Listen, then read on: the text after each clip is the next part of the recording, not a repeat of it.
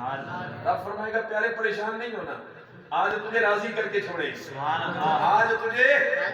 راضی کر کے چھوڑیں گے۔ جب آخری مرتبہ حضور کا سر اٹھے گا نا سجدے سے، تو رب کیا فرمائے گا، پیارے جا جہنم میں جس نے زندگی میں ایک مرتبہ بھی لا الہ الا اللہ محمد رسول اللہ پڑھا تھا نا، اسے نکال اور جنت میں لے جا۔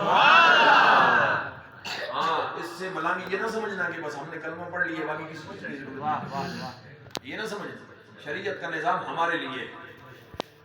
شریعت کا نظام ربیع الاول آئے نا تو ہم محفلیں سجا کے حضور کا میلاد مناتے ہیں،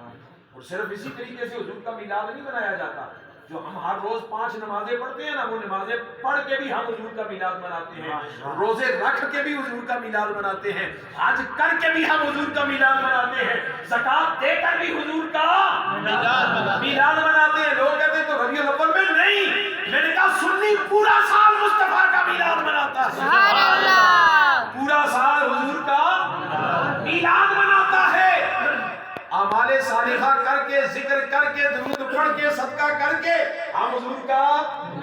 کیا کر رہے ہوتے ہیں، میلاد منا رہے ہوتے ہیں، اس بات کا اظہار کر رہے ہوتے ہیں اللہ تیرا شکر ہے تو نے اپنا سونا محبوب ہمیں دیا نا، تو ہمیں نمازیں ملی، ہمیں قرآن ملا ہے، ہمیں دین ملا ہے، ہمیں ایمان ملا ہے، ہمیں رحمان ملا ہے، ہمیں رمضان